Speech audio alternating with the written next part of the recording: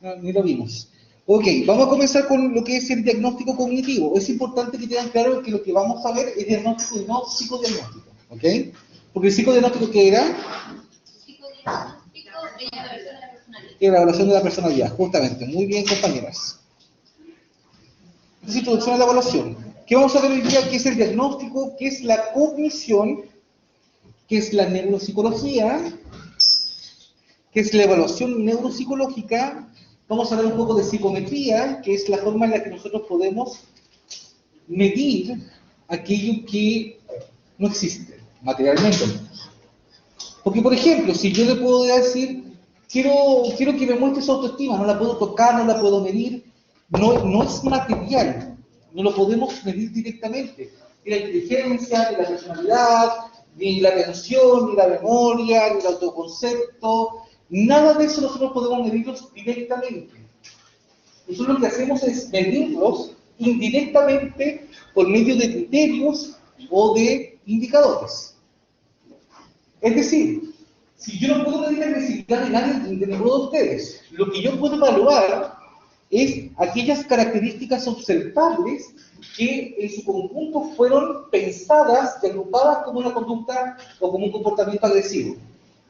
Es decir, alguien, algún griego en algún momento, pensó y dijo que, por ejemplo, golpear cosas, golpear personas, insultar,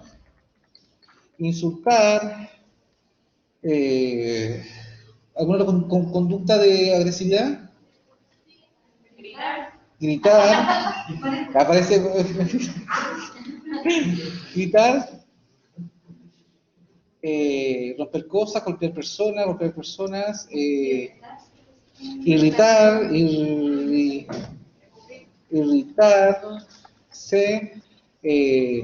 impulsividad, en fin, a alguien se le ocurrió en algún momento de la historia que todas estas características agrupadas le íbamos a llamar agresividad.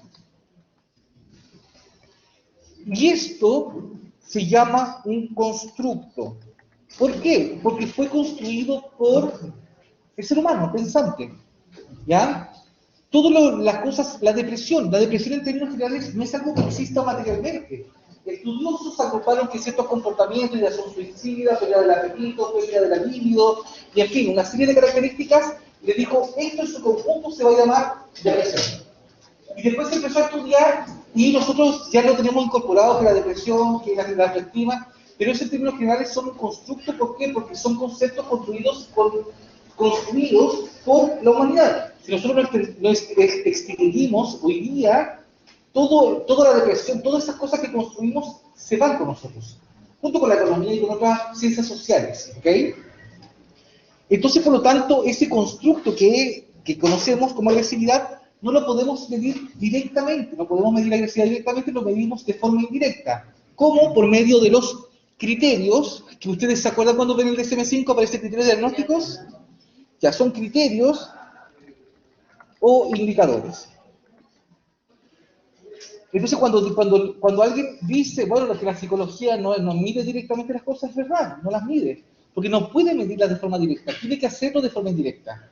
Es como yo no sé qué tan caliente está el sol, porque nunca he ido al sol, pero yo a través de los rayos y de los protones y de todas esas cosas, yo puedo evaluar más o menos cuánta temperatura está, considerando la distancia, sin haber evaluado el sol directamente. Es como que también, entonces, por lo tanto, eso es importante, constructo. Entonces es importante que tengamos claro eso, que todo aquello que evaluamos lo evaluamos de forma indirecta. Y para ello requerimos de estadística, particularmente de un tipo de estadística específica que es disciplinar y que es la psicometría. Hay muchas disciplinas que tienen su propio tipo de estadística, por ejemplo está la nanometría, la biometría, la econometría, en fin, ¿ya? Hay varias y nosotros nos enfocamos en lo que es la psicometría, ¿vale? Entonces, cuando nosotros medimos un fenómeno o un constructo, vamos a saber inmediatamente que no estamos evaluando el fenómeno en sí mismo, sino que lo estamos evaluando indirectamente porque aquello que queremos evaluar no es material. No lo puedo medir, no lo puedo pesar, no lo puedo tocar, ¿ok? Yo no puedo tocar la ansiedad de alguien, no la puedo medir, no la puedo observar, solo la puedo medir de forma indirecta a través de los criterios o indicadores. Entonces, si sabemos eso, cuando hablamos de atención, por ejemplo, ¿qué tendríamos que medir? Sabemos que la atención, como es un constructo, con atención. Como es un constructo, no lo podemos medir directamente, entonces tenemos que medirlo de forma indirecta. ¿Cómo podemos medir la atención? ¿Cómo?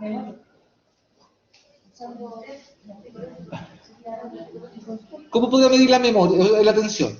¿Qué hace que alguna persona diga, uy, tienes buena atención? O no, tienes súper mala atención. ¿Qué característica? Ya, focalización. Podríamos hablar de concentración también, concentración. Ya, mantención del foco. Eso sería si queremos evaluar qué tipo de atención. Sostenida, exacto. ¿Ok? En fin, entonces, me interesa a mí que ustedes entiendan que los test psicológicos son tan difíciles de aplicar, no, o sea, tan difíciles de crear, porque se tienen que hacer tantas investigaciones para asociar que la mantención del foco de la atención es exclusivamente de la atención sostenida y no de la atención selectiva, por ejemplo. ¿Ok? Nosotros tenemos que asociar de que golpear a personas está íntimamente, todas están íntimamente relacionadas con la agresividad y no con otras variables, con otros constructos. Porque si yo describiera esto y pensara, no sé, en una persona, no sé, impulsiva, o una persona, no sé, una persona espontánea, y los criterios se fueran lo mismo, entonces, por lo tanto, el fenómeno no está bien definido, no está bien estudiado, porque si yo describo unas características que asocian a la agresividad, debería quedar claridad de que es agresividad y que no es ansiedad, y que no es psicosis, y que no es impulsividad, y que no es ansiedad, y que no es depresión, sino que es agresividad, probablemente tal. Entonces, para poder medir un constructo, tiene que estar tan bien definido que no haya duda de que todas esas características representan a ese constructo, a ese grupo de comportamientos y no a otro. Por eso es tan difícil encontrar test válidos y test confiables. Un instrumento métrico, esto nos estamos adelantando, tiene que tener 3 características, particularmente los instrumentos psicométricos. No vamos a hacer una clase de psicometría, pero más o menos para que ustedes tengan claridad. Ahí tiene que haber validez de contenido, es decir, si yo estoy hablando de un niño, el contenido tiene que ser exactamente asimilable para un niño. No le puedo hacer preguntas. Si estoy en un país, por ejemplo, pasaba aquí, que a los niños, por ejemplo, le preguntaban en un test, no sé, le enseñaban a un niño migrantes y le enseñaban, para enseñarle la A, y le mostraban un auto. Pero los niños asociaban eso como un carro, entonces no tenía asociación ya, o coche, entonces ellos asociaban el dibujo del auto con la C y no con la A. Entonces, por lo tanto, ese tipo de estrategias de enseñanza no eran aplicables a esa población. Por eso el análisis de la validez de contenido lo que hace es que el contenido y la información sea dirigida a la población a la cual se dirige. Si yo, por ejemplo, yo veía el WIS 3 o el WIS 3, parece el WIS 4R, que preguntaba la banana, por ejemplo, ¿en qué se parece una banana y una manzana? Pero muchos niños acá no entienden qué es la banana, a lo mejor algunos que tienen vegetable, pero no se asocia, o el aguacate, hay conceptos que no se utilizan en Chile, la palta, que a lo mejor no se entiende. Entonces, por lo tanto, un test tiene que tener el lenguaje cultural incorporado a los aspectos culturales para esa población, ¿ok? Tiene que ser del mismo idioma, ¿ok? Si yo quiero evaluar personalidad, no puedo asumir que todo el mundo habla inglés, por lo tanto, tiene que ser un test traducido al idioma de la población de objetivo. Y en fin, tiene que estar orientada al modelo teórico, si tiene atención, tiene que hablar de atención, etc. El segundo I tiene que ver con la traducción, con el idioma, con el tema cultural, con el tema lingüístico, etc. El segundo tipo de validez que está asociado a esto es la validez de criterio. Y la validez de criterio lo que hace es establecer relaciones entre el constructo y sus criterios o indicadores. Entonces se esperaría que, por ejemplo, golpear cosas estuviera relacionado o asociado con la agresividad, individualmente.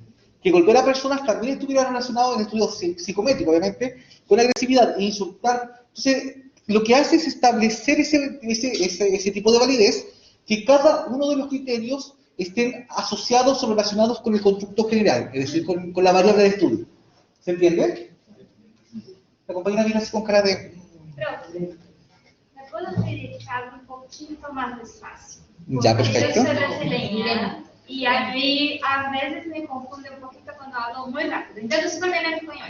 No, yo hablo muy rápido, así que qué bueno que me diga, y a veces digo también, si estoy hablando muy rápido, usted dice, profesor, baje un cambio, porque yo pienso rápido y por lo tanto hablo rápido. Ya, muchas Ya, gracias. pero voy a empezar a hablar un poco más lento. ¿Entendió a qué asociaba la validez de criterio? ¿Sí?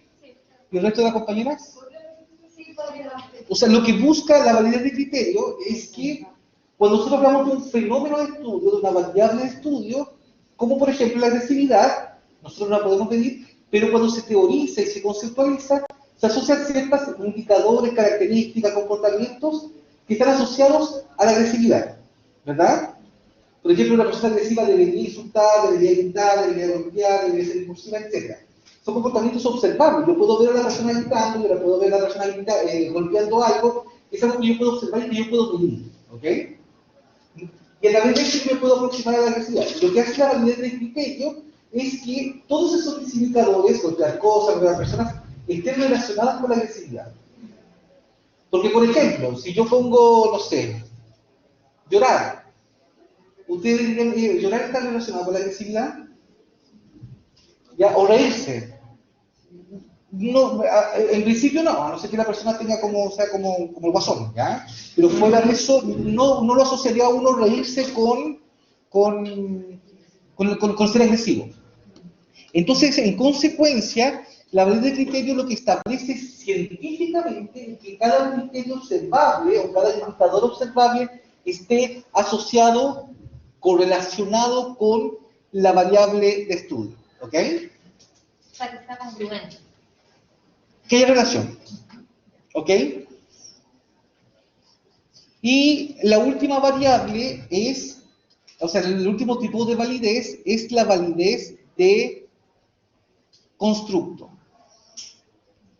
Y la validez de constructo lo que hace es comparar cómo se comporta el test en la realidad aplicado, porque se hacen diferentes tipos de análisis, y por ejemplo, todos los fenómenos, casi todos los fenómenos son multidimensionales. Cuando yo hablo de la atención, hay diferentes tipos de atención. Cuando yo hablo de memoria, hay diferentes tipos de memoria. Cuando yo hablo de autoconcepto, hay diferentes tipos de autoconcepto. Está el autoconcepto familiar, autoconcepto social, autoconcepto emocional. Si yo hablo de personalidad eficaz, hay diferentes tipos de personalidad. Dentro de la personalidad eficaz está la autoestima, está la autoeficacia resolutiva, en fin. Cuando nosotros hablamos de constructos o de variables de estudio, finalmente esta variable tiene varias dimensiones, ¿ok? Entonces, cuando se plantea un modelo teórico, ustedes van a ver que, por ejemplo, la personalidad fue descrita por Eysenck, me acuerdo por qué, por Cattell, como lo introvertido y extrovertido. Dice que la personalidad se dividía de dos dimensiones. Otros decían que era el temperamento y el carácter. Pero eso ya son dos dimensiones que pueden analizarse. Entonces, cuando tú creas un test psicológico a partir de un modelo teórico, tú vas sacando los indicadores de cada una de las dimensiones, pero eso es teórico. Pero cuando tú aplicas el test en la realidad, tú haces cierto análisis y tú contrastas cómo se comporta el test, los resultados de los tests, con el modelo teórico. Por ejemplo, puede que se comporte exactamente igual. Por ejemplo, si yo creé 40 preguntas, para que me entiendan, y yo digo de la 1 a la 19, de la 1 a la 20 son preguntas que hablan sobre impulsividad, ¿ya? Y de la 21 a la 40 son preguntas que preguntan sobre control de impulso, ¿ya? Sin embargo, cuando yo lo contrasto en la realidad, puede que a lo mejor se hayan cambiado las preguntas y que la dimensión 1, que sería la impulsividad, ya esté en la pregunta 1, 7, 18, 27, 28, y tú decís, bueno, pero en la realidad no se está comportando como fue explicado teóricamente, como fue pensado teóricamente. Entonces, un test que tiene validez de constructo es que se comporta en la realidad cuando se aplica exactamente igual como está pensado teóricamente. ¿Ok? Porque yo teóricamente puedo plantear muchas cosas, pero cuando yo lo aplico en la realidad, veo si se comporta o no de la forma en la que estaba pensada de forma teórica. ¿Ok? ¿Y quién dice que eso está validado? Porque se hace el análisis estadístico, hay un análisis factorial, hay análisis de ecuaciones estructuradas, y una serie de análisis estadísticos que se le aplica, el test se le aplica a una población, a una prueba piloto, y de ahí se empiezan a hacer una serie de análisis para contrastar el comportamiento del test y de los ítems de los test con, y después cuando tú ves los resultados lo comparas con lo planteado teóricamente. ¿Se entiende? Más o menos. ¿Sí? Ok. Era importante decir eso porque cuando pensamos en test que evalúan, pero tenemos que tener claridad de qué es lo que estamos evaluando. Y eso hace que tengamos un cierto margen de error, un porcentaje de error en la medición. ¿Compañera? Creo que si no se correlaciona ambas cosas, sería inválido el test. Sí, es un inválido el test. Hay cientos de test que se han creado y que han sido inválidos y que no se aplican. ¿Ok?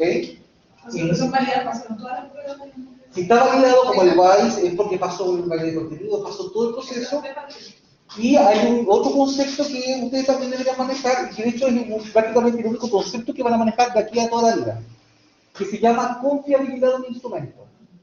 Confiabilidad, y a nivel estadístico se le llama fiabilidad. ¿Qué tan fiable es el instrumento o qué tan confiable es el instrumento? ¿Okay? Y nosotros en psicología utilizamos el coeficiente de alfa de Cronbach.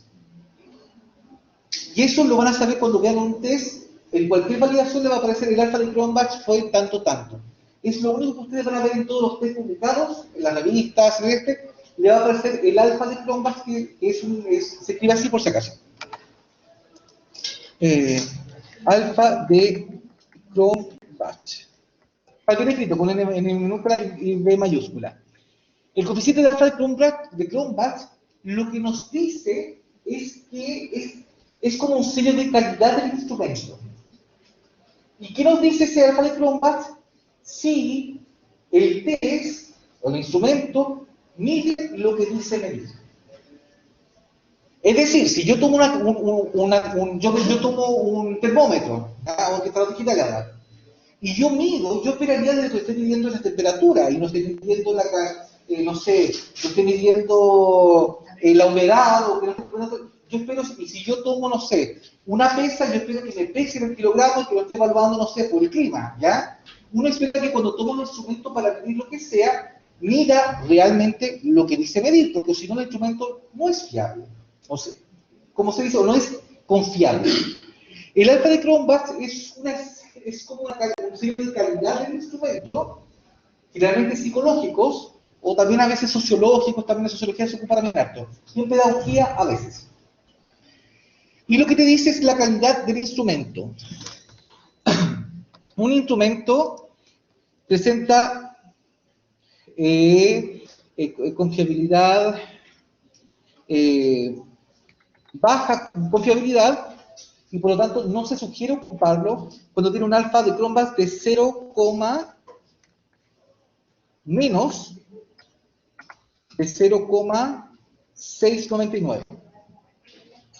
Si tiene 0,699 hacia abajo, usted no debería ocupar ese instrumento jamás. ¿Ok? Si tiene un nivel de fiabilidad adecuada es entre 0,700 y 0,799. ¿Ok? Una fiabilidad alta es entre 0,800 y 0,899. Una muy alta es entre 0,900 y 1. Realmente la mayoría de los instrumentos están entre 0,800 y 0,899, es el promedio. Entonces, cuando ustedes, si yo me pongo ahora, me pongo a ver, por ejemplo, Google,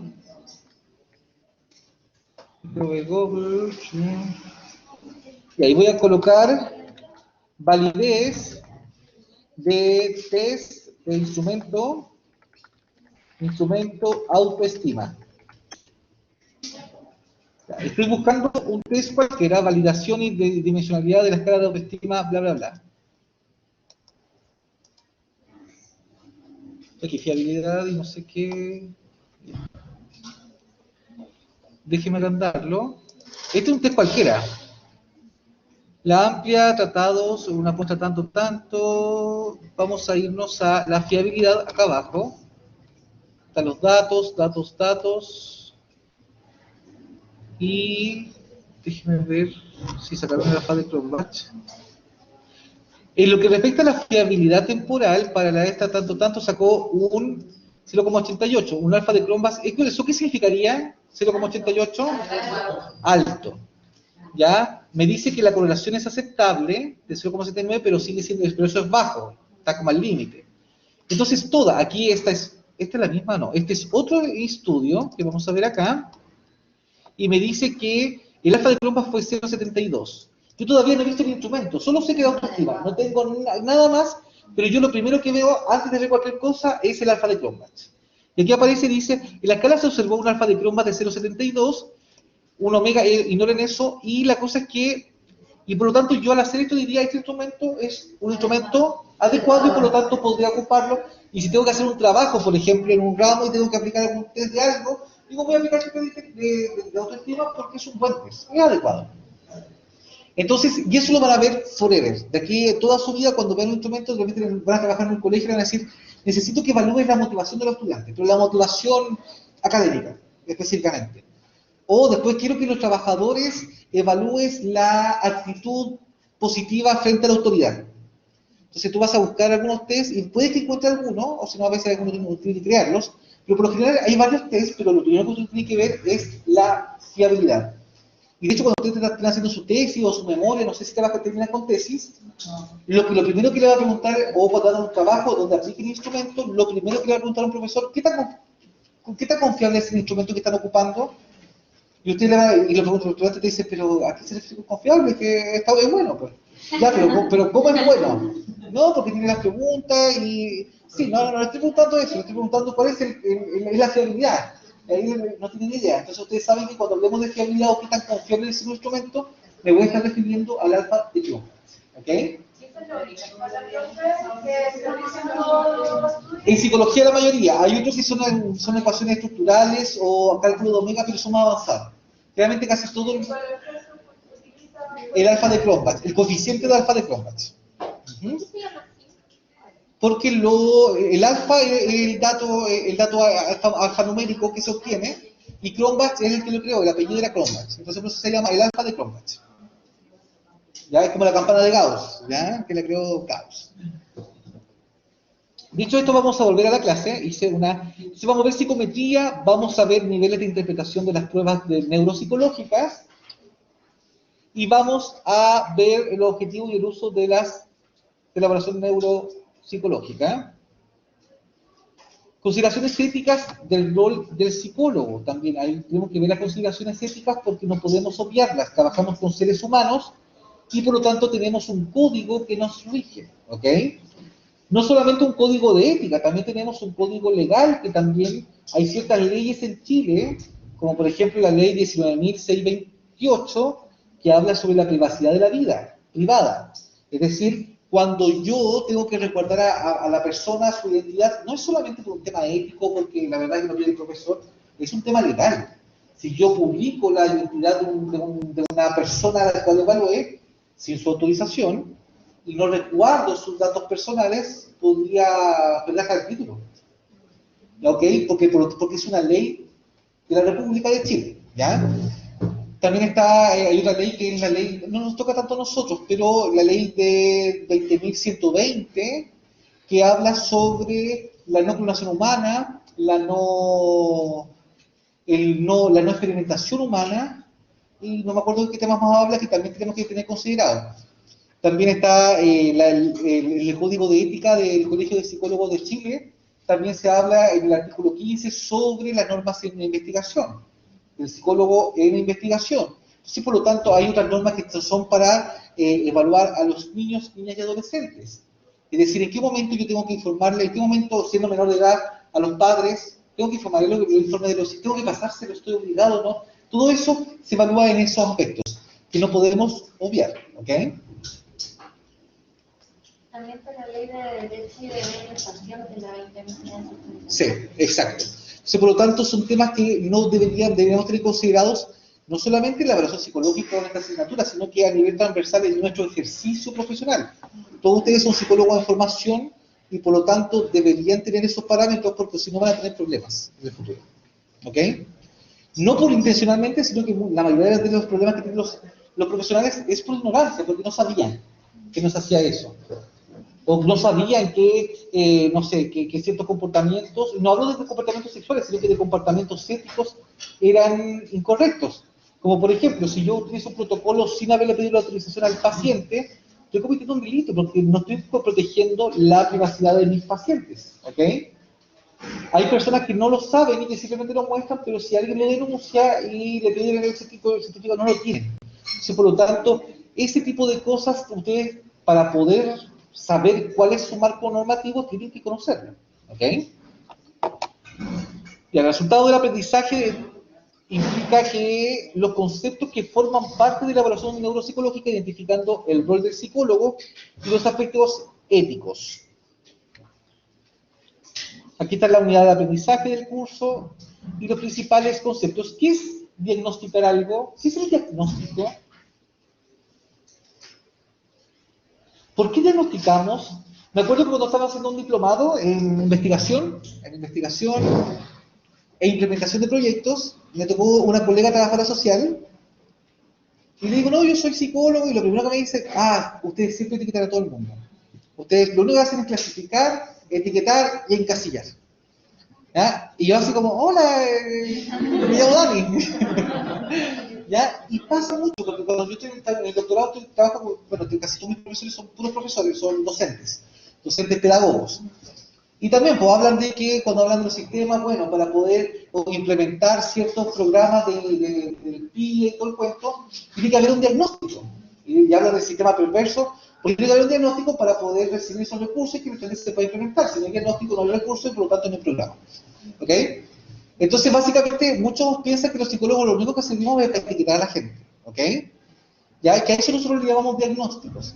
¿Y por qué es necesario etiquetar a alguien? Cuando hablo de etiquetar, en el fondo es de darle un diagnóstico, de darle como dicen, una etiqueta. Pero ¿qué tan cierto es y qué tan perverso es? ¿Qué piensan ustedes? Yo creo que depende del objetivo. Ok. Como tú dices, tiene un objetivo metodológico. Ahora, si limitamos a la persona por esa metodología, me parece. Ok. ¿Qué opina el resto? ¿Es necesario a un niño decirle su diagnóstico?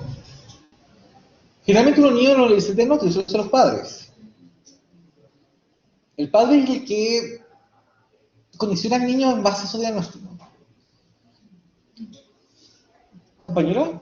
Creo que es importante también reconocer los antecedentes, conocerlos y aportar a otras disciplinas que quizás tampoco manejan algunos conceptos. Por ejemplo, yo que soy profesor, muchas veces nuestros conocimientos tienen un límite en cuanto a la conducta o la forma de ser de los estudiantes. Entonces ahí uno requiere también de que un especialista nos pueda aportar o suma a cómo tratar, a cómo expresar ciertas situaciones.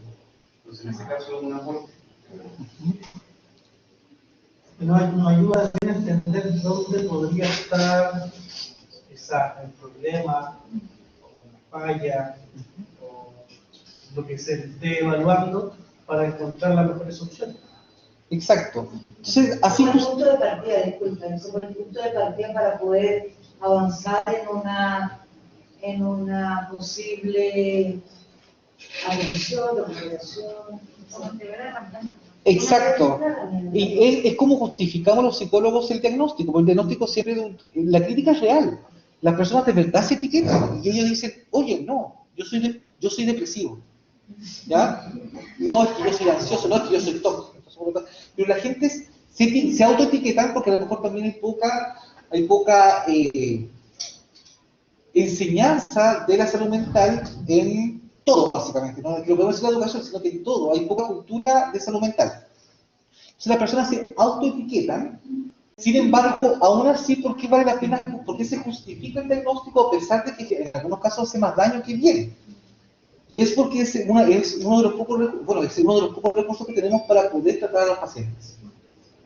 O para poder prevenir de los pacientes, o para poder proteger a la población de estos usuarios. Por ejemplo, en la penitenciaria, cuando pasó el caso de Ámbar, ¿se acuerdan? Que fue el psicólogo penitenciario, que fue una muy buena psicóloga, yo le hice un informe y era muy bueno. Ella advertía de que tenía conductas de riesgo, que no se sugería que se saliera, que podía dañar, o sea, su diagnóstico que hizo fue preventivo. Que el juez no le haya gustado ese otro tema. Pero el diagnóstico también sirve para poder prevenir un comportamiento futuro. ¿Ya? Entonces, por lo tanto, el diagnóstico, a pesar de que al tipo lo haya etiquetado como psicópata, que uno dice, uy, lo está etiquetando, pero fue algo preventivo que obviamente no se efectuó, pero ella hizo un buen trabajo. ¿Ya? Hizo un buen trabajo diagnosticando y preveniendo el posible comportamiento de riesgo de este sujeto. ¿Ok? Entonces, a pesar de las críticas de la etiqueta, de clasificar a las personas, etcétera, se justifica porque eso permite, en el área penitenciaria, por ejemplo, proteger a la población civil, de la población penitenciaria de posibles riesgos, nos permite también poder hacer buenas rehabilitaciones, intervención en el área cognitiva, hacer buenas terapias sistémicas a nivel familiar, nos permite hacer buenos implementación de clima en el contexto laboral, en el contexto educativo, mejorar conductas violentas o conductas sociales que dañen justamente los procesos institucionales. Entonces, por lo general, y también aportan las políticas públicas, sin duda alguna, porque el diagnóstico permite intervenir. ¿Okay? Uno no diagnostica porque sí, uno no diagnostica tú ansiosa, tú depresivo. Uno no diagnostica porque sí, sino que uno diagnostica para poder intervenir en el paciente, en la población y finalmente mejorar su calidad de vida o aumentar su funcionalidad, porque vamos a ver en este ramo muchas cosas, o en la evaluación cognitiva, más que, bueno, mejorar la calidad de vida, pero generalmente las personas es simplemente entregar un nivel de funcionalidad mayor, o un nivel de autonomía mayor, sobre todo para las personas que tienen daño cerebral adquirido, ya, o que perdieron funciones, que son las A. Cuando hay una A, anteriormente afasia, apraxia, fueron habilidades que se tuvieron, pero que se perdieron por algún accidente, por algún virus, parásito que hizo para el cerebro, por algún accidente cerebrovascular, por un accidente real. Entonces, por lo tanto, el objetivo del diagnóstico tiene que ver con la rehabilitación y con mejorar la calidad de vida, mejorar la calidad de una población particular y aportar a la sociedad, pues, a nivel individual o grupal, pero en la salud mental de los ciudadanos que forman parte de ella. ¿Ok? Así que eso, vamos a ver, bueno, tenemos bases fundamentales. Entonces, por lo tanto, eso es el diagnóstico. Se puede definir como un acto de conocer la naturaleza de una enfermedad mediante la observación de síntomas y signos. ¿Qué son los síntomas? ¿Qué son los signos? Los síntomas, lo que expresa el paciente, los signos, lo que puede apreciar el profesional. Ok. Y si yo digo, siento que me voy a morir, ¿eso qué es? ¿Eso sería un síntoma o signo? ¿Un síntoma o un signo? Ah, pero que también pasa a ser signo, porque lo está viendo la persona, ahí el profesional me imagino que interpreta eso. Si yo le digo, siento que me ahogo, como que se me va el aire, como que me voy a morir. En eso caso ahí uno lo está viendo, está viendo también la reacción. Es que el signo sería, por ejemplo, si el médico o el profesional ve que está con una taquicardia, La reacción, claro. O sí, ya, entonces, y si yo digo, siento que me voy a morir.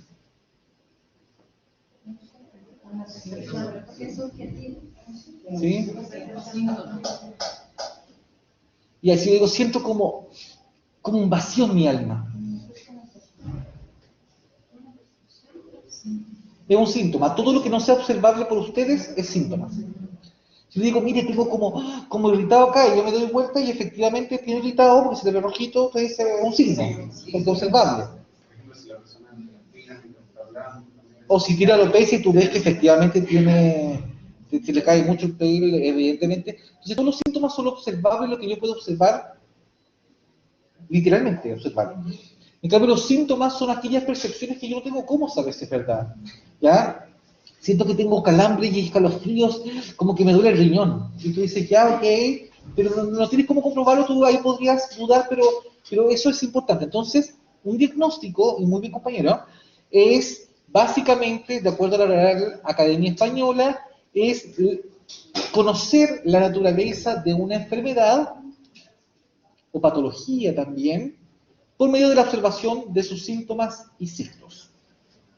Es el acto de encontrar síndromes responsables de los síntomas y signos de un paciente.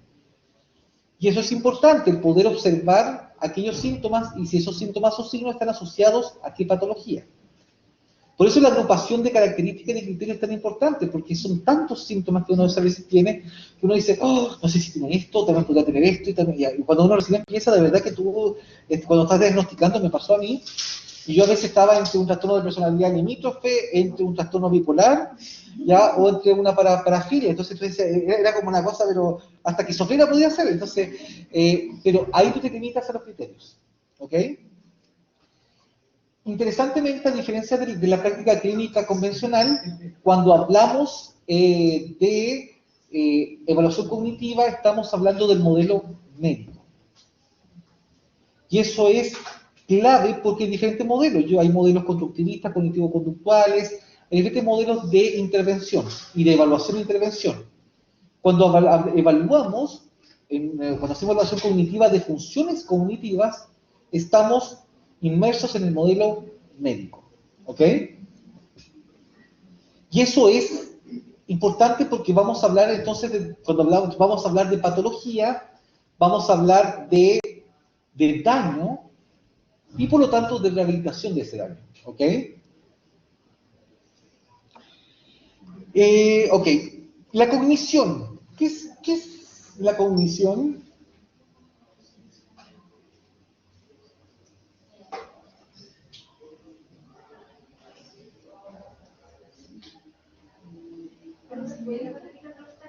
¿Qué es la cognición? La cognición, que viene de cognitivo.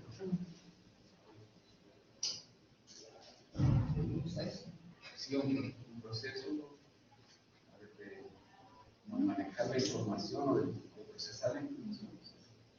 Ya, por allá va. ¿A usted le fue bien en el ramo le fue bien en el ramo de anterior que tuvieron de, ¿cómo se llama el ramo anterior asociado a los temas cognitivos? Teoría cognitiva. ¿Y le fue bien? No. Pero algo recuerda. Sí. La palabra cognición viene de cognitio, que es una acción o efecto de conocer completamente. ¿Ok?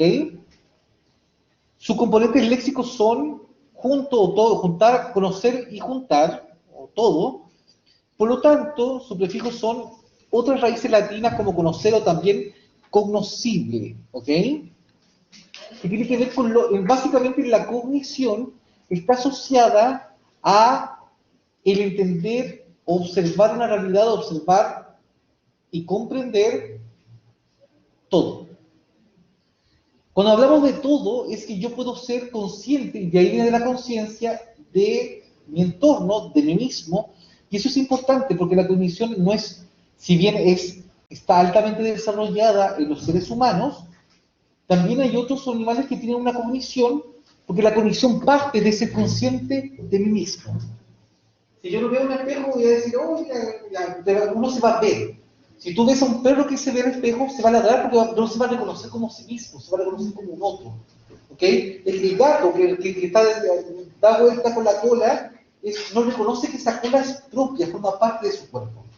La cognición parte de cuando a través de nuestros sentidos somos conscientes de uno mismo, que esta es mi mano, que estos son mis dedos. ¿Ok?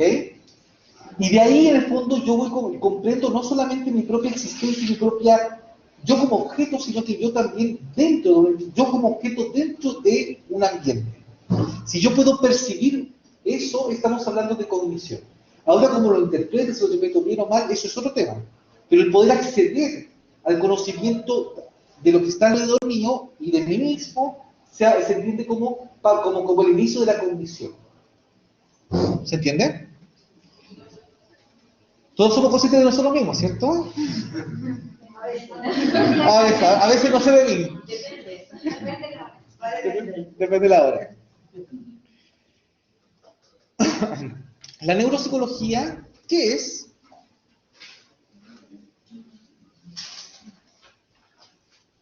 En teoría esto es materia pasada, ¿verdad? Es materia muy olvidada, ¿verdad? Está en el lóbulo, en el hipocampo, bien al fondo, ¿verdad?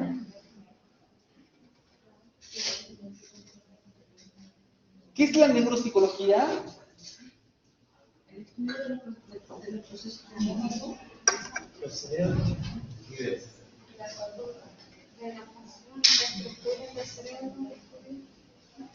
Ok, sí, y sí. ¿Ah? Exacto. Es una rama de la neurociencia que estudia las relaciones entre el cerebro y la conducta.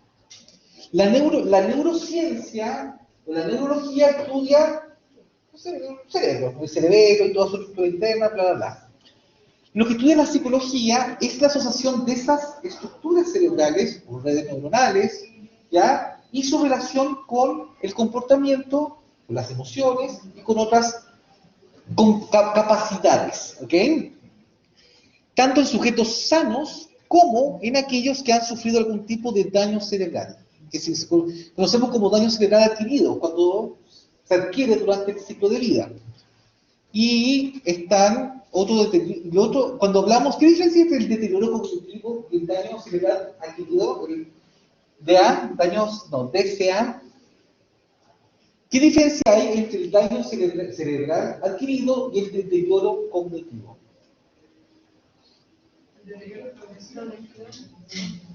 Exacto. Uno como progresivo, se da progresivamente, y el otro abruptamente podría ser como... Es correcto, el deterioro cognitivo se da de forma natural. Por ejemplo, una demencia. Se da natural, llega a un cierto momento en que el cerebro efectivamente se va a ir debilitando y a veces puede deteriorarse de forma tan significativa y tan dañina que efectivamente la esquizofrenia también, además de tener todos los síntomas que podamos conocer y signos, además de eso también se va muriendo el cerebro y se va achicando. De hecho, si tú le haces un escáner a una persona de 18 años que tiene esquizofrenia y se lo hace a una persona de 35 o 40, vas a ver que su cerebro es un poquito, hay gran parte negra, muerta, alrededor, porque el cerebro va muriendo por alguna razón. Exacto. Con las personas que tienen síndrome de Down también se empieza a ejercer un daño degenerativo en el cerebro, a nivel de estructura, literal. Es como que se empieza a pudrir ahí la piel, ¿ok? Empieza a morir. Eso es, independiente si es una enfermedad adquirida, o sea, que es una enfermedad inicial como los síndrome de Down, las personas que tienen síndrome de Down, como las demencias, etcétera, tienen un deterioro que se da natural, que uno sabe cuáles son las fases, cuándo va a llegar. En cambio, cuando hablamos de un daño cerebral adquirido, es cuando la persona era sana y sucedió algo, tuvo un accidente, le dio cáncer, le dio un tumor cerebral, algo pasó, que hubo un corte y finalmente tuvo un daño cerebral adquirido. Tiene un daño cerebral, pero que se adquirió durante el ciclo vital, no nació con él y no se dio de forma natural. Entonces eso es importante porque le van a llegar pacientes a ustedes como adultos mayores con Alzheimer o con Parkinson o con Huntington o cualquier otra cosa, pero con algún otro tipo de demencia que es parte de lo natural, es parte del proceso natural del ciclo vital. Entonces que uno intenta evaluar para ver cuál es el deterioro cognitivo y el daño cerebral que se ejerce e intentar extender el máximo posible la autonomía del sujeto. Mientras que cuando hay daño cerebral adquirido, lo primero que uno intenta es rehabilitar las funciones perdidas. ¿Ok? A diferencia del deterioro cognitivo que es natural, entonces por lo tanto es progresivo. Tú vas así, entonces tú lo que intentas es que empiece a bajar más lento nomás. En cambio, cuando hay deterioro, cuando hay daño cerebral adquirido, tú intentas recuperar o rehabilitar el máximo de funciones o un porcentaje significativo de funciones que se perdieron. Funciones cognitivas, obviamente. Es el estudio de la organización cerebral de la actividad cognitiva conductual, así como el análisis de sus alteraciones en caso de patología cerebral. ¿Ok? La neuropsicología infantil se refiere a la aplicación de principios generales de la neuropsicología a un grupo de población que es específicamente la infantil, los niños y niñas. Por tanto, la neuropsicología infantil estudia las relaciones entre el cerebro y la conducta y cognición dentro del contexto dinámico de un cerebro en desarrollo. Hablar de neuropsicología infantil es totalmente diferente a hablar de neuropsicología en adultos. ¿Por qué? Porque está en desarrollo y de hecho hay ciertas funciones que se desarrollan a los 6, por ejemplo. Dentro de las funciones ejecutivas son las últimas que se desarrollan en el niño. De hecho, los estudios muestran que hasta los 6, 7 años, quienes cumplen la función ejecutiva son la capacidad de yo poder autorregularme, de yo poder planificar, de yo poder corregirme. Yo estoy hablando algo acá y me digo algo rápido, algo que me equivoqué, me autocorrijo y digo disculpen. Y me puedo corregir en el momento mismo. Esa es una función cognitiva, una función ejecutiva. Los niños no tienen esa función ejecutiva, no la desarrollan hasta los 6, 7 años. De hecho, exacto, el rol de la función ejecutiva la cumplen los padres y los profesores, los cuidadores y profesores. Cumplen el rol de función cognitiva. Entonces, si el niño o niña, el escolar o preescolar, tuvieron algún accidente, tuvieron un daño cerebral adquirido, tuvieron un accidente, es más difícil, aunque depende, los estudios son contradictorios, pero hay algunos estudios que dicen que es más difícil o es más fácil recuperar funciones que desarrollar funciones que no se cumplieron. ¿Ok?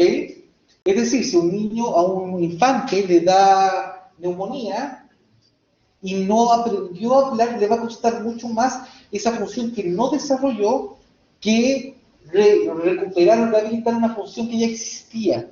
Porque se sabe que, y de hecho todas las enfermedades, hasta la esquizofrenia, entre más tarde se desarrollen, mejor es el pronóstico. ¿Por qué? Porque más redes neuronales se generaron en la acción de repetición de ese comportamiento. ¿Se entiende? Exacto.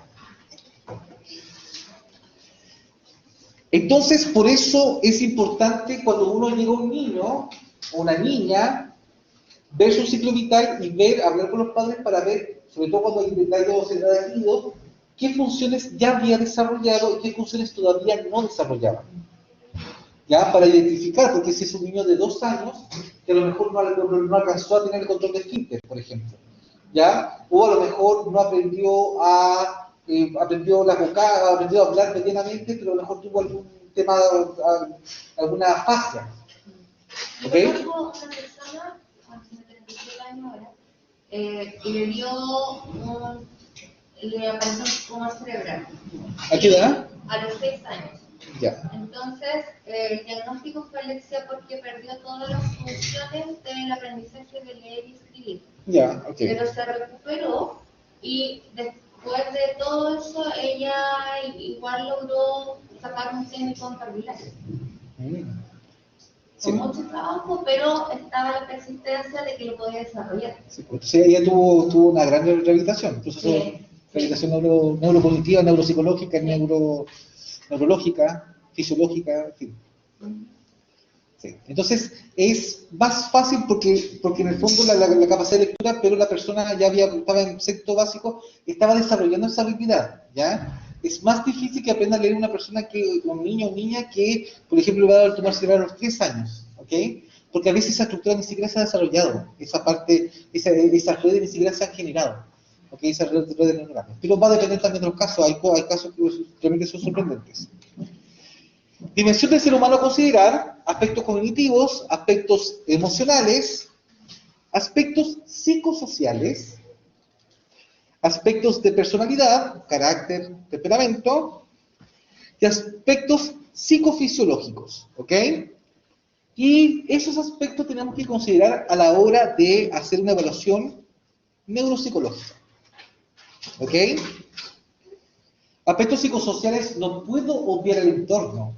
Aunque la persona venga porque tiene problemas de memoria, no puedo obviar el trabajo, no puedo obviar qué está comiendo, no puedo obviar con quién vive, dónde vive, porque a lo mejor vive atrás de una empresa que tira químicos y a lo mejor está siendo afectado. Entonces, por lo tanto, no puedo obviar lo psicosocial. El ambiente no se puede ignorar, ¿ok? En una evaluación. Bueno, en ningún tipo de evaluación, básicamente.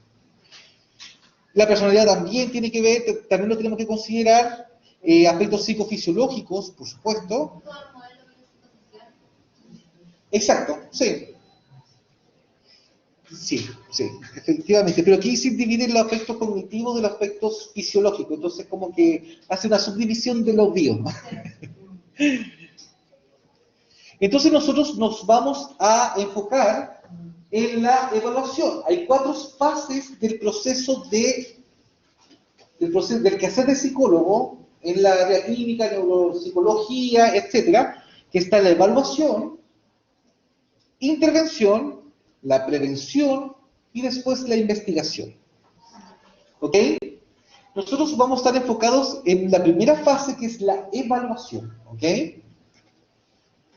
Y seguramente si después toman el diagnóstico de personalidad también, yo y conmigo, o bueno, con quien sea, igual van a seguir en el área de la evaluación. ¿Qué es la evaluación neuropsicológica? Es la detección, cuantificar los comportamientos e interpretar la disfunción cognitiva, conductual y emocional. Cuando hablamos, de que vamos a volver a la psicometría, la evaluación psicológica, tanto la cuantitativa como la neuropsicología, se basa en el modelo de las diferencias, el modelo diferencial. ¿Qué significa eso? Por ejemplo, yo no sé qué tan gordo o flaco soy si yo no me comparo con el resto. Yo no sé qué tan alto o qué tan bajo soy si yo no me voy a comparar con el resto. Yo no sé qué tan lindo canto o qué tan mal canto si no me logro comparar con un otro. Tampoco sé si soy veloz corriendo o soy lento corriendo si no me comparo con un otro. Entonces, la única forma de saber cuáles son las conductas normales o esperadas, normales dentro de la normalidad, hablamos a nivel estadístico, ¿ya? No hablamos de juicio de valor de lo normal, no hablamos a nivel estadístico de la moda, la mediana, la normalidad, campana de Gauss, ¿ok? Entonces, yo no sé qué comportamientos van a ser esperados en mi población. Por ejemplo, si yo tengo 10 años y mido 1,80 m, ¿eso es normal para mi población o no? No sería normal. Entonces yo diría, algo le pasó con la hormona de crecimiento, hubo una alteración, te da un cáncer, que le está haciendo crecer tanto, algo está pasando porque no es normal que sea tan alto, o no es esperado que sea tan alta ese niño o esa niña a esa edad, ¿ok? O sea, siempre se tiene que comparar con tu población de referencia. Es decir, si yo puedo recordar 7 números, así como digo, recuérdeme, puedo recordar 7 números, es lo esperado. Si una persona recuerda 0, no recuerda ninguna palabra, tú dirías, no, pero a su edad él debería poder recordar 7 palabras, o 7 letras, o 5 palabras, ¿ok? Es lo esperado. Si no recuerda ninguna, algo está pasando con su memoria, con su atención, y si recuerda 20, tú dices, obviamente sus habilidades están por sobre el promedio, ¿ok? Pero, ¿por qué es importante esto? Porque la evaluación neurocognitiva va a ver qué disfunción cognitiva hay, pero en relación a lo esperado, es decir, en relación a su edad, a su género, a su nacionalidad, en esa población, ¿ok? Y muchos hablan de la comparación y que es feo comparar y que es malo comparar, pero no es posible detectar anomalías si no se compara con un otro, ¿ya? Anomalías y alteraciones, ¿ya? Yo no puedo saber si un riñón es sano o no si no lo comparo con otro riñón que parece, mira, este se ve más rosadito que este, ¿ya? Entonces, por lo tanto, la psicología, nosotros nos paramos al hacer evaluación cognitiva o neuropsicológica, nos paramos del paradigma de la psicología diferencial, ¿ok?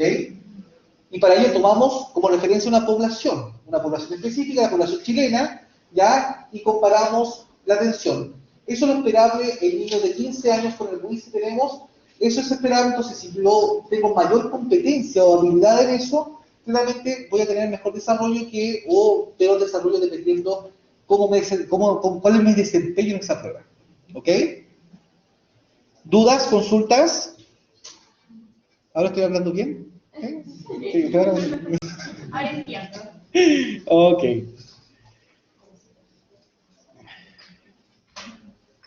Entonces, hay diferencias entre la evaluación cognitiva infantil con la evaluación cognitiva adulta. La primera es que el adulto tiene el cerebro desarrollado, ojo, hasta los 21 años. Los estudios muestran que en hombres el cerebro se desarrolla hasta los 21 años, aprox, y las mujeres hasta los 19. Las mujeres dejan de desarrollar el cerebro antes. Por eso es tan grave cuando niños, adolescentes consumen marihuana, no porque la marihuana sea mala, sino porque la marihuana puede generar estancamiento en desarrollo de redes cognitivas, en redes neuronales. Entonces, puede que hayan funciones o capacidades o competencias mínimas, pero que no se desarrollan. Entonces, por eso se sugiere que niños y adolescentes no consuman ni alcohol ni drogas, porque además el alcohol es muy dañino para el cerebro.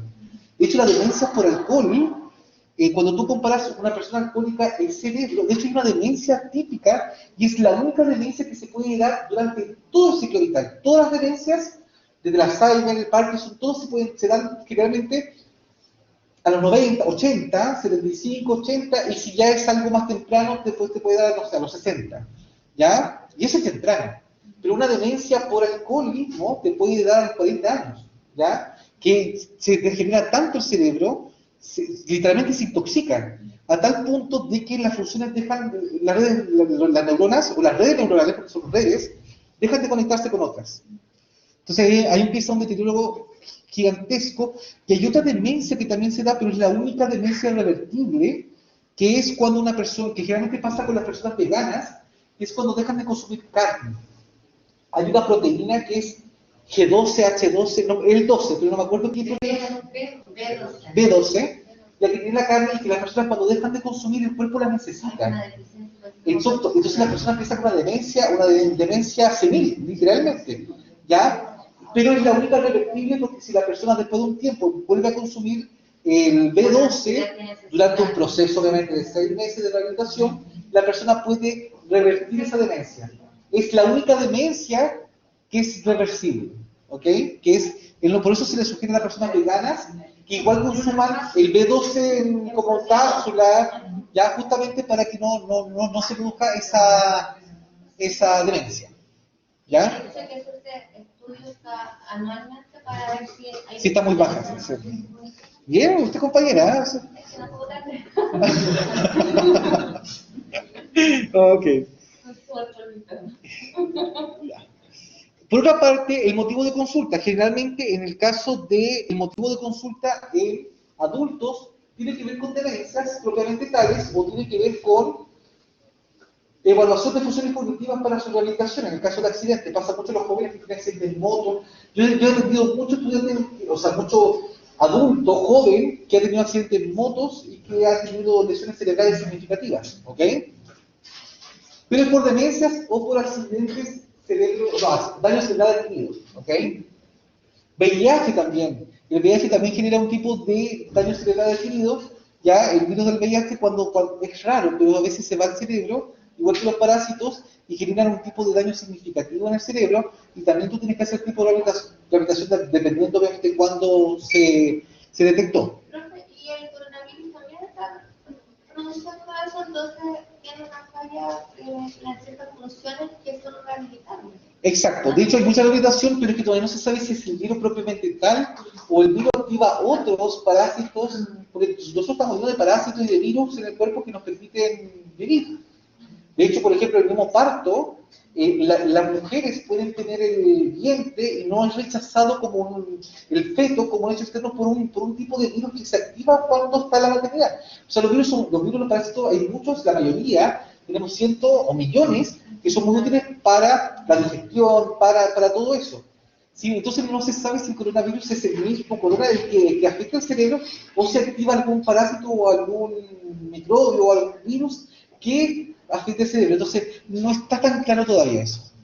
Pero sí, de que hay que hacer rehabilitación de funciones cognitivas, hay que hacer.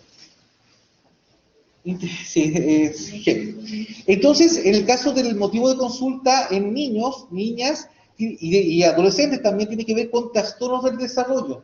Es que mi hijo tenía que haber empezado a hablar hace 2 años y todavía no habla, ¿ok? Es que el niño, yo veo a todos los niños de la edad del curso jugando, saltando, y mi hijo no puede saltar, ¿ya? Entonces cuando los papás notan que su hijo, algo está pasando, que todos los niños están haciendo cosas que su hijo no está desarrollando, entonces van y van a ver qué le pasa, ¿ya? ¿Por qué no, o por qué su hijo está, por ejemplo, su hijo mayor a su edad leía y cantaba y tocaba instrumentos, y su hijo resulta que le cuesta mucho inclusive hablar. Entonces ahí cuando va la mamá, el papá o la abuela, dependiendo del tipo, la familia constituida, y lleva al niño, o generalmente, aunque ustedes no le crean, más que llevarlo a los padres, son derivados por los profesores. ¿Sí? Y eso es algo complejo, de que pasan 6 años hasta que llegan a kinder, a veces, si tienen suerte, a pre-kinder, y detecta tener una buena parvularia que dice, aquí hay luz roja, así que llevemos al tiro. Pero si no tienen la suerte van a llegar a primero, y cuando empiecen a leer y escribir recién son derivados al psicólogo, a la fonoaudióloga o al psicopedagogo, etcétera. Dígame. Bueno, pero eso igual es porque en los colegios están con esos programas, pero sí, en el jardín, yo trabajo en un jardín en la FECO que es de DF y estamos superando las 4 del texto. Soy educadora y me han llegado muchos niños con TEA, que se puede detectar ya llegando a los 2 años, pero solo observarlo, porque el comportamiento de ellos es diferente a los demás. Entonces, no estamos explotando, entonces por eso llegan a pequeños, porque ahí tienen los profesionales para poder andarlo, pero ¿qué hacemos antes? Eso es un gran problema que tiene en la educación, porque... Derivar, pero depende del papá si lo lleva o no lleva. Eso es lo que hacemos, sugerencia. Le sugiero esto, que vaya con un biólogo, que vaya a especialista, porque detectamos algo, o sea, lo detectamos, entonces... yo le puedo hacer informe y todo, pero más allá de eso, sería genial que hubiera también desde la infancia... Que hubiera pie desde jardín. Sí, de la primera infancia, porque se detectaría y yo creo que los resultados ya llegando a pre-kinder y kinder sería mucho mejor. Entonces, eso es como... en mi Eso es un poco lo que ocurrió ahora, cuando los niños tenían 2 años. Tuvieron 2 años confinados. ¿Y qué ocurre? Que hoy día tienen 4 y no no tienen algún sonido o solo señalizan.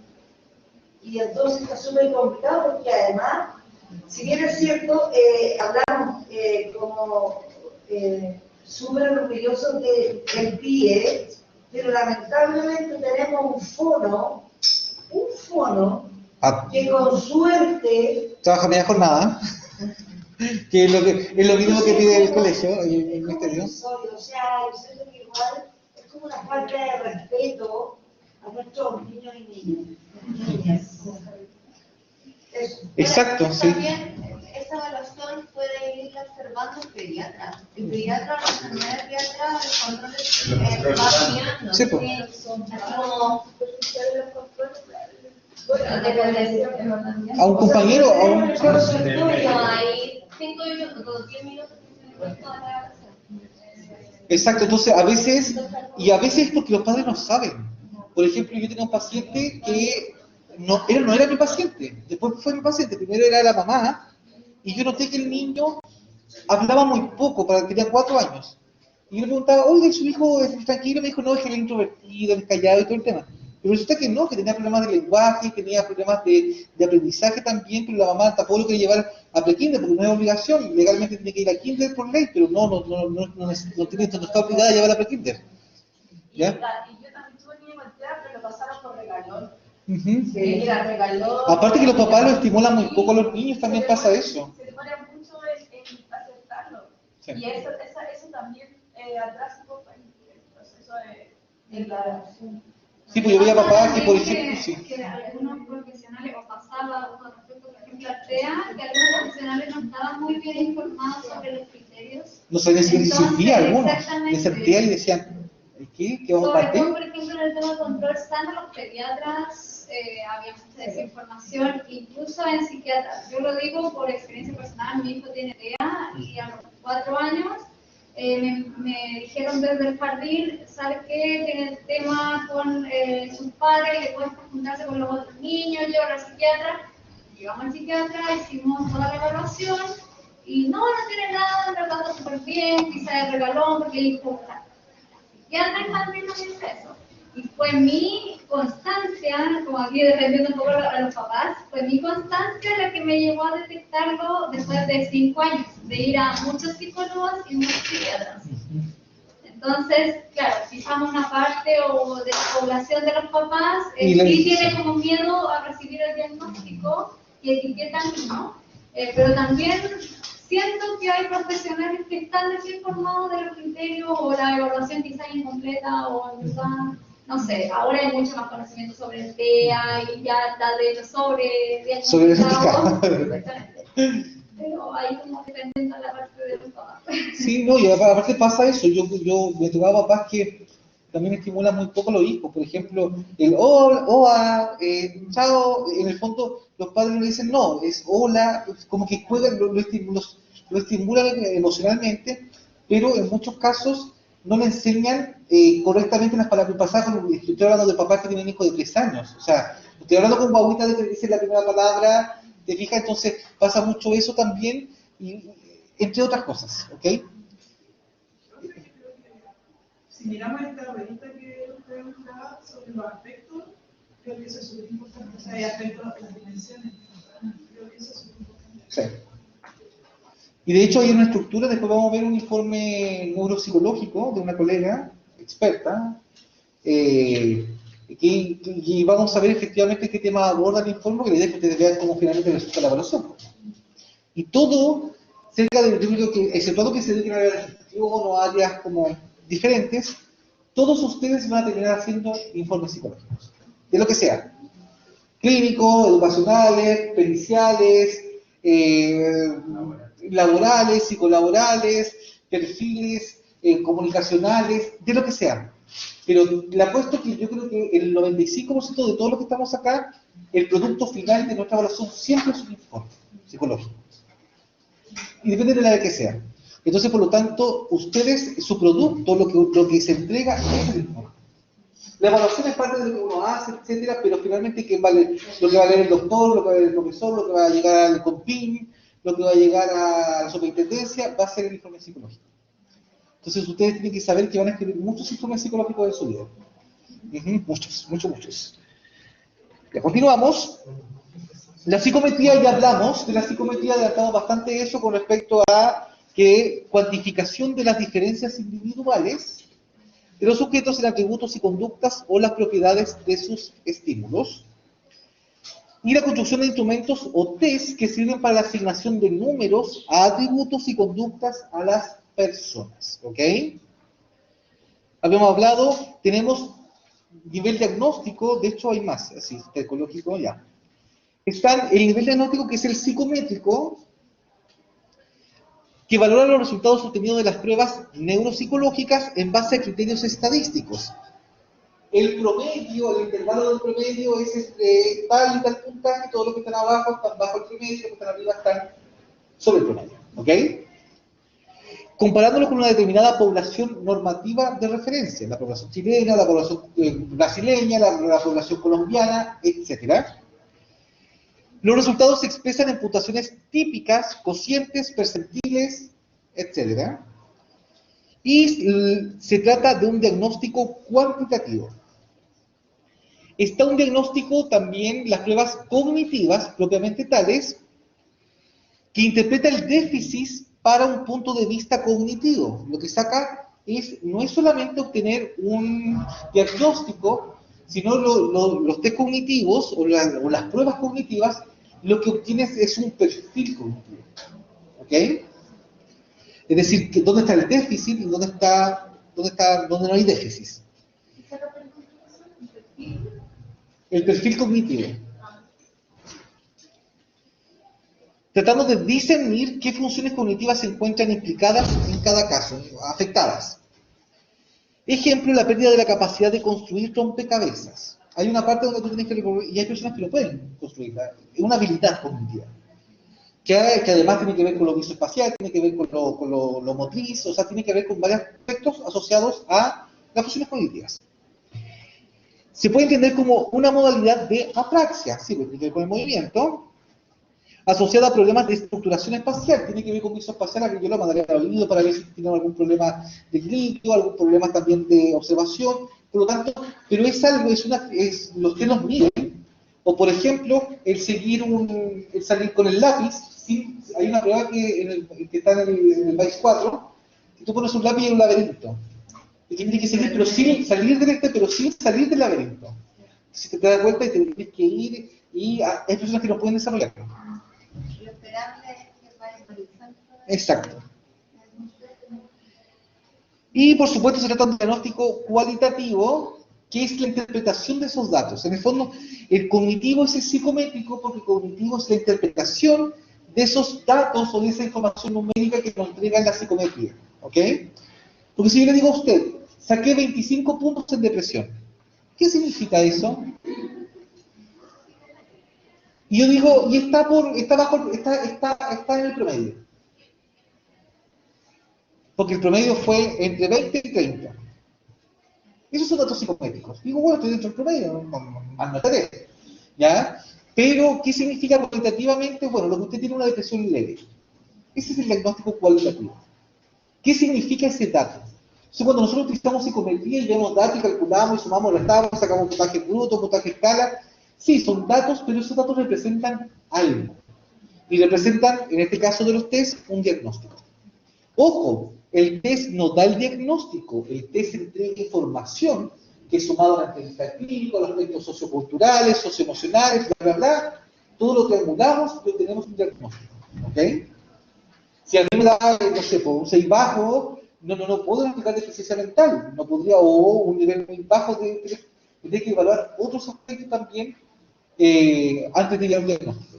Entonces, el test no da un diagnóstico. Si yo aplico un test de depresión y me sale depresión mayor o depresión grave, no puedo aplicar depresión grave. Entonces, quiero ver otros aspectos y evaluar al paciente su integralidad. ¿Ok? Están los test neurofuncionales, que trata de relacionar los resultados obtenidos en áreas encefálicas implicadas, estableciendo hipótesis de trabajo. Es decir, le hace un escáner, ve cómo está y asocia y evalúa efectivamente si esas áreas asociadas a esas estructuras cerebrales, a capacidades, presentan un déficit. ¿Ok? Pero no parte de la observación, parte del análisis del cerebro. ¿Ok? Ejemplo, relaciona los problemas de lenguaje comprensivo con áreas cerebrales que presuntamente pudieran estar implicadas. Por ejemplo, el hemisferio izquierdo, área de Wernicke, área de Broca, en el caso de las fascias, fascículo arqueado, etc. Y se trata como un diagnóstico cualitativo, y está el diagnóstico, o bueno, básicamente el nivel de diagnóstico ecológico, que extrapola y pondera los resultados psicométricos, cognitivos y neurofuncionales, obteniendo con base a las circunstancias de cada sujeto tanto la personalidad previa, el nivel cultural, motivaciones personales, entornos sociofamiliares, etc. Entonces, en el fondo lo que hace el enfoque ecológico es tratar desde un enfoque dinámico y cualitativo, ¿sí? Y utiliza el paradigma que n es 1, es igual a 1.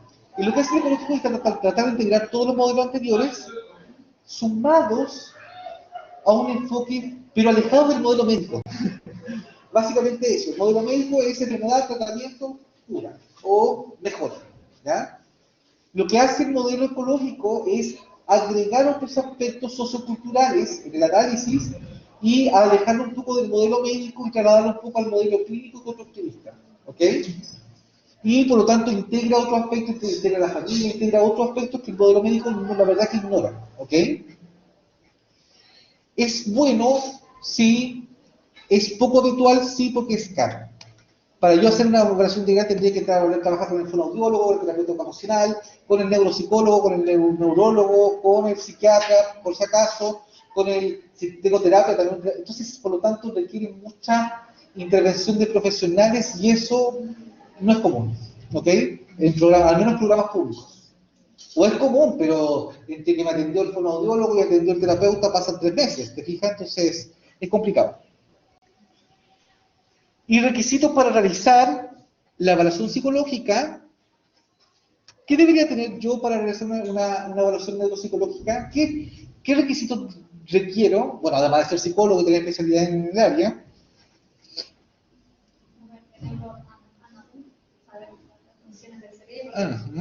Ok, sí. ¿Qué más?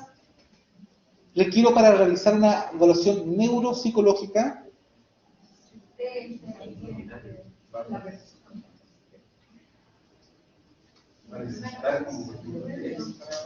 Es que el tema va a depender de lo que yo identifique antes.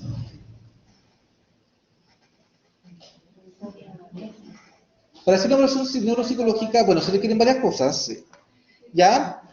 Saber sobre anatomía, lo que dice la compañera, neurofisiología, psicofarmacología, porque además también a veces puede tener problemas de atención, pero muchas veces que pasa que son psicofármacos.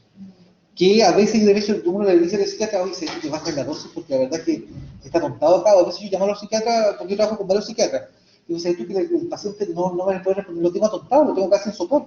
Así que por favor cambie el medicamento o disminuye la dosis para yo poder hacer evaluarlo porque no me responde nada, ¿ya? Está muy dormido.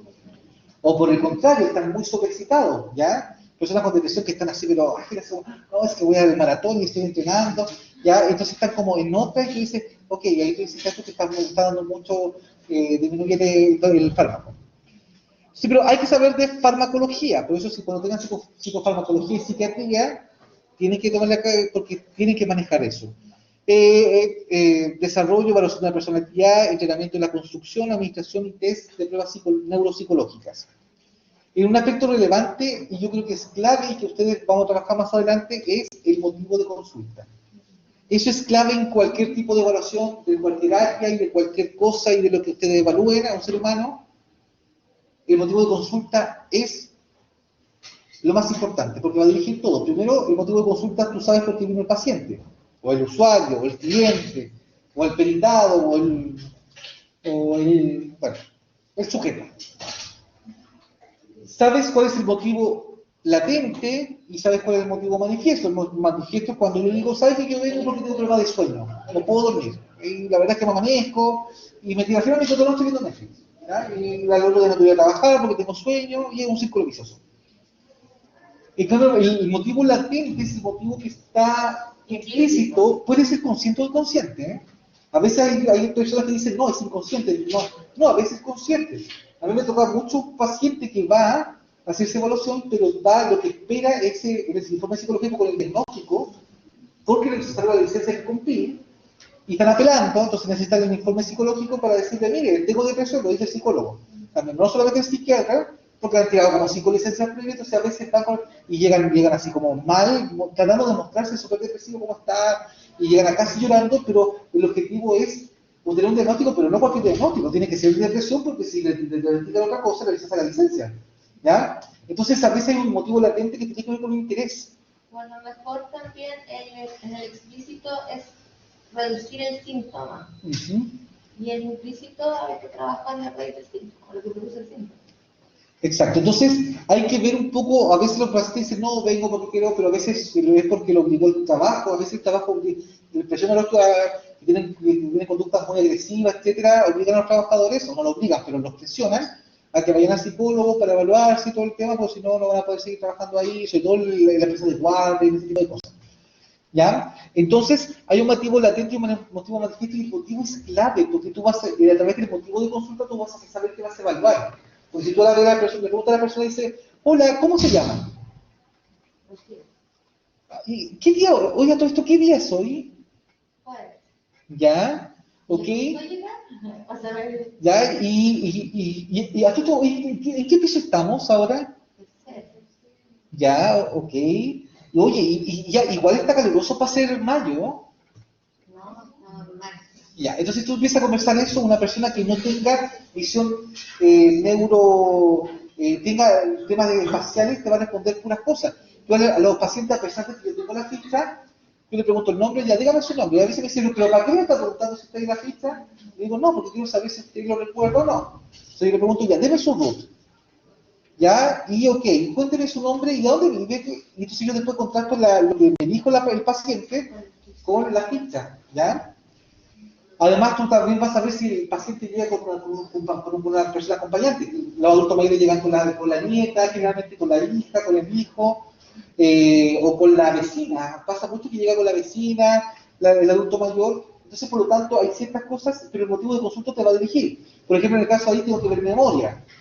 Pero, por ejemplo, también podría haber otra función ejecutiva. En el caso de que yo vea que la señora está me pasa con los adultos mayores que están mal abrochados. Y que se le ve, y tú ves ahí, tú dices, hay un tema psicomotor, pero también tiene que ver con la planificación y por lo tanto hay funciones ejecutivas asociadas, ¿ya?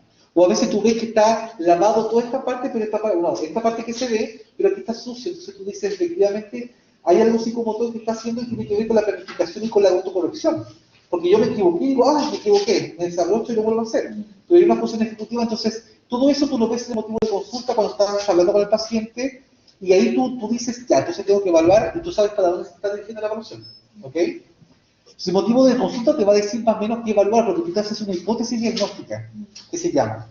Tú te das una hipótesis diagnóstica y tú dices, es muy probable que el paciente tenga el principio de demencia, o tenga, ¿y qué tipo de demencia? O tenga un deterioro cognitivo leve asociado a la memoria, y puede que con algunos aspectos del lenguaje, por ejemplo. Hay algunos abuelitos que de repente van con los cordones desabrochados. Sí. O niños que tienen problemas en el desarrollo, no han desarrollado ciertas áreas. Entonces se les puede decir como, oye, que puedes caer, abróchate. Y ahí uno se puede dar cuenta si es que tiene algún deterioro o si no ha desarrollado esa área. Exacto. Entonces, por lo tanto, los requisitos para realizar, bueno, están entre todo eso y la interpretación de tesis, por lo tanto, una evaluación neurocognitiva es distinta a la psicometría, no es solamente el acto, la evaluación neuropsicológica no es el simple acto de aplicar test cognitivos, ¿ok? Es mucho más que eso. Y el objetivo, con esto vamos a terminar, y después ya seguimos la próxima semana, el objetivo, a ver cuánto me falta, me queda esto, el uso, las consideraciones, no, la ética la vamos a dejar para la próxima semana, y vamos a ver solamente los objetivos y uso de la evaluación neurocognitiva. Uno de los usos objetivos es determinar la actividad cognitiva del evaluado, ¿ya? Saber si tiene patología o no. Hay, por ejemplo, no necesariamente en la psicología deportiva, tú evalúas todas las funciones cognitivas y generalmente todas están elevadas. Y uno ve las que están promedios para elevarlas, porque son personas extraordinarias, tienen habilidades físicas, cognitivas y sobre todo funciones ejecutivas muy, muy desarrolladas. Son el contraste, entonces, no solamente se busca la patología, ¿ya? Sino que a veces hay neuropsicólogos que también trabajan con deportistas de alto rendimiento con el objetivo de identificar ciertas habilidades o capacidades que tienen promedio, que tienen más debilitadas que el resto para poder trabajarlas. ¿Ok? Análisis de síntomas, síndromes y signos, ya que diagnóstico diferencial, que a veces efectivamente está diagnosticado con TEA. ¿Pero qué tipo de TEA? O qué tipo, por ejemplo, cuando tienen trastorno del espectro autista. Ya, TEA, pero no es lo mismo tener autismo que tener Asperger, por ejemplo. ¿Ya? Oye, ahora no. Ahora no es lo mismo, ¿ya? Porque las habilidades son sumamente diferentes. Y no es lo mismo tener, por ejemplo, bueno, entonces hay una serie de diferenciación. Si tengo trastorno del estado, no sé, de personalidad, por ejemplo, no es lo mismo que esté en el grupo en el claustro A, que esté en el claustro B o que esté en el claustro C. Y si estoy en el claustro B, o en el claustro B, por ejemplo, no es lo mismo que tenga un trastorno de personalidad histónico a que tenga un trastorno de personalidad antisocial. ¿Te fijas? Entonces, por lo tanto, y además tú vas viendo, además de si yo ya tengo un trastorno específico diagnosticados, que además no tienen cura, por cierto, un trastorno de personalidad, tienes que ver cuáles son los rasgos, porque a veces son varios criterios. Y no todos los criterios tú los tienes alterados. Entonces tú dices, bueno, todos estos criterios tienen mayormente alterados para trabajar esos criterios, ¿ok? No todos, porque no todos los tienen alterados. Entonces, eso es una evaluación diferencial. Yo no solamente hago el diagnóstico, sino que identifico. Porque yo no puedo decir, caballero, usted tiene un nivel coeficiente intelectual normal límite. ¿ya? Pero eso no me sirve. ¿Eso para qué me sirve? Bueno, no estoy bajo el promedio, ¿ya? Pero más allá de eso no sirve. Pero si le digo, pero ¿sabes qué? Al hacer el análisis diferencial, lo que usted tiene problemas con la velocidad del procesamiento, que lo tiene debilitado, tiene problemas también con la memoria a corto plazo, particularmente la memoria, no sé, o algún tipo de memoria, y con la atención sostenida. Entonces, si podemos trabajar esas tres, de las 20 cosas que evaluamos, si trabajamos esas tres, su coeficiente puede subir un poquito, y puede pasar a promedio, ¿ya? Entonces, por lo tanto, si nosotros hacemos un análisis diferenciado, sabemos específicamente qué habilidades trabajar, y con eso, en el caso de que un estudiante esté postulando en algún colegio, o esté en alguna cosa, lo podemos aumentar, y con ello, al aumentar después de una segunda evaluación, esas habilidades, eso va a implicar que aumente su CI, o aumente su capacidad, o su diagnóstico, ¿ok? O mejore o pase su diagnóstico de una categoría a otra. Por eso el diagnóstico diferencial es importante, porque no importa solamente el diagnóstico, sino que hacer el desglose de ese diagnóstico. Que a veces los psicólogos no lo hacen, ¿ya? Y por eso cuando hablábamos con la compañera, hablábamos de que sacábamos un perfil cognitivo, no un diagnóstico cognitivo. Entonces sacamos un perfil de qué aspectos tiene debilitados, o cuáles son las fortalezas, cuáles son las debilidades cognitivas, y cuáles son los puntajes esperados. Propuestas de psicopatologías subyacentes, por ejemplo, me llegó a ver un paciente con una depresión severa, y resulta que no tenía depresión severa, tenía, ¿cómo se llama esto físico? Cuando... Anemia. Anemia severa. Pero el psiquiatra la diagnosticó con depresión severa.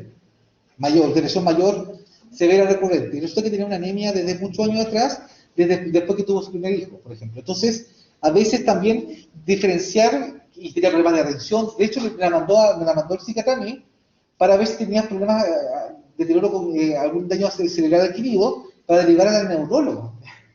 Entonces, porque decía, tiene problemas de atención, tiene problemas de memoria, la verdad es que para mí que tiene algo que ver con deterioro cognitivo, porque esto no es normal de ser psiquiatra, es un caballero, ¿ya? Y ahí yo vi y dije, ¿no tendrá anemia? Y le dije, usted le mandó a hacer todos los exámenes médicos, porque eso es importante, chicos y chicas. Anótenlo eso, siempre antes de hacer cualquier evaluación y diagnóstico psicológico, lo que tienen que primero tener es descartar toda enfermedad médica. ¿Ok? También puede ser el hipotiroidismo. Exacto, también. Entonces, yo descartando eso, recién puedo venir, porque a veces la misma depresión es un síntoma de una enfermedad médica. ¿Ok? Eficacia en los tratamientos, daño cerebral traumático, ¿ya? Accidentes cerebrovasculares, o como le dicen los ictus, en España le dicen así.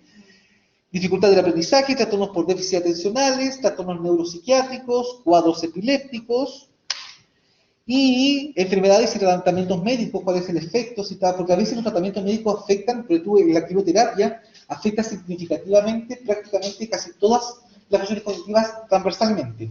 No las deteriora hacia un nivel de que la persona esté en sopor, pero sí la deteriora cognitivamente, su atención baja, su concentración baja, sus recuerdos previos también se empiezan a ver debilitados, sobre todo cuando están cuando van a la mitad de las sesiones de quimioterapia o cuando están con radioterapia, porque la radioterapia es más intensa. Es menos radioterapia, pero más intensas. Efectos de sustancias tóxicas y abuso de drogas, ya, que eso también es severo, y por supuesto las demencias. Eso. ¿Dudas, consultas? Eso sería por hoy día. ¿Dudas, consultas? ¿No? ¿Comentarios? ¿Es la primera clase que tenemos? Muy bueno. No, por si la primera clase van a quedar todos presentes, solo por hoy. ¿Vale? Pero que lo quede grabado. Ah, eso lo puede quedar grabado ya. No, pero nadie va a llegar. Así que eso nos vemos la próxima semana. Ahí sí vamos a empezar a la hora que corresponde.